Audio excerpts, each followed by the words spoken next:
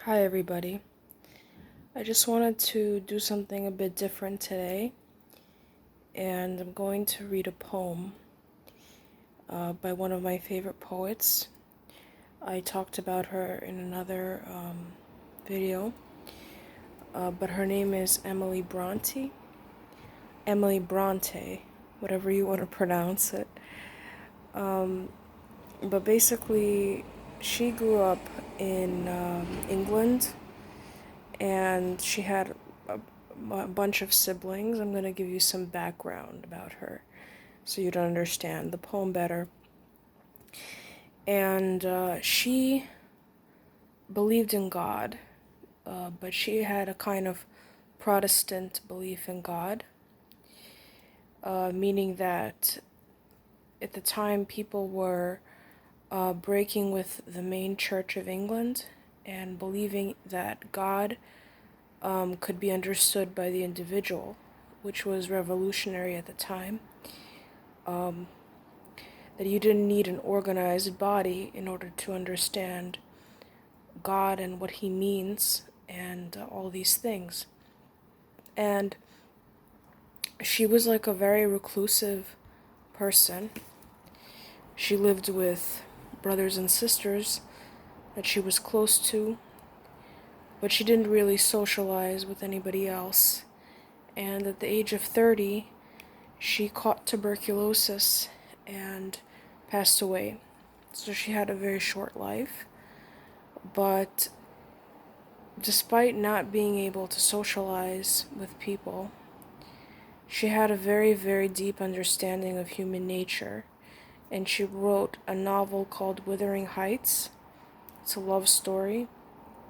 And many, many poems that are just shockingly brilliant.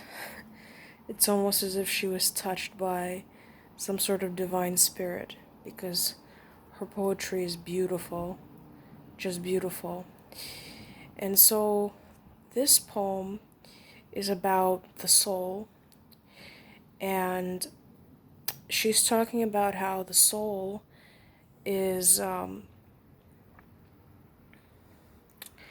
infinite, and even when somebody dies, they are transported into another kind of energy, and that even death does not truly kill us to kill that energy, because it's God's energy that governs everything in the world. And the reason why this poem is so profound to me is that she really hones in on that idea that even if somebody dies or even if something disappears, it still doesn't fully disappear, because we are all God's energy.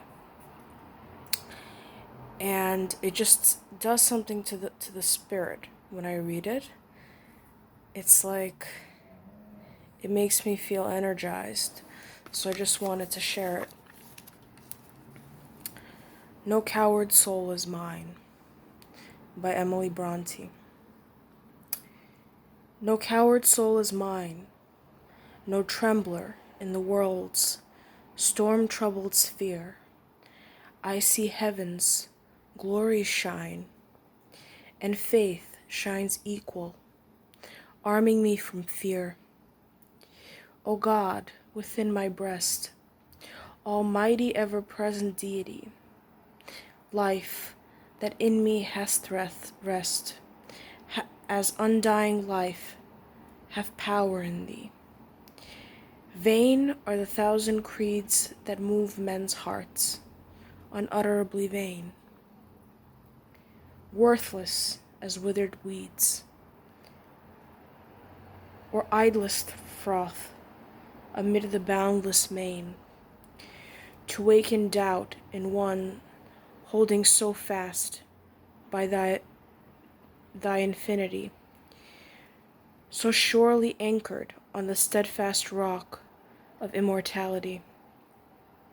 With wide embracing love, thy spirit animates eternal years, pervades and broads above, changes, sustains, dissolves, creates, and rears.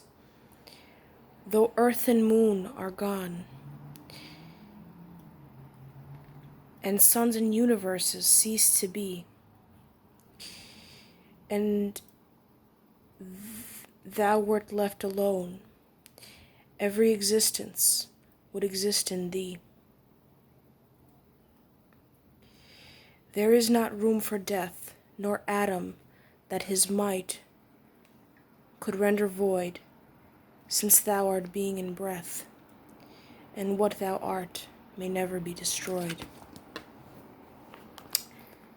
So, the idea of the poem is that matter can transmutate and take other forms, and that no matter what, God's presence is always among us. And I think it's a really beautiful poem. So that's just my thing, my sharing with you. Let me know what you think in the comments, and I will try to recite more poems that are profound, because this one is really profound, and it makes me reflect a lot on life and faith, because it's easy to lose faith sometimes. But truly, faith is the only thing that we have, and the soul is the only thing that we have in an eternal way, right? Everything else kind of dissolves in life a lot of the time. And in the end, it's our faith that sustains us and allows us to act or believe in something. And yeah, that's essentially the point of the poem. God is in her breast. He's not out there, watching over anybody or like intervening in fights or anything like that. Faith is within you, and if you have faith and if you believe in something, your soul will rise, and your soul will keep rising. It doesn't really matter what is happening in your life. It matters that you still keep the faith, and you still believe in something, in manifestation and in creation. So let me know what you think again of the poem. I'm going to read it one more time just so that you can understand, because it's hard to follow it when you don't have the words in front of you. No coward soul is mine. No coward soul is mine, no trembler in the world's storm-troubled sphere. I see heaven's glories shine, and faith shines equal, arming me from fear. O God, within my breast, almighty ever-present deity, life that in me hast rest, as undying life have power in thee. Vain are the thousand creeds that move men's hearts, unutterably vain, worthless as withered weeds, or idlest froth amid the boundless main, to waken doubt in one holding so fast by thy infinity, so surely anchored on the steadfast rock of immortality. With wide embracing love thy spirit animates eternal years, pervades and broads above, changes, sustains, dissolves, creates and rears. Though earth and moon are gone, and suns and universes cease to be, and thou wert left alone, every existence would exist in thee.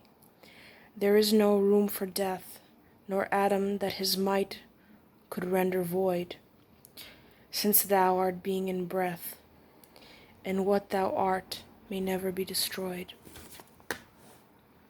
Kisses.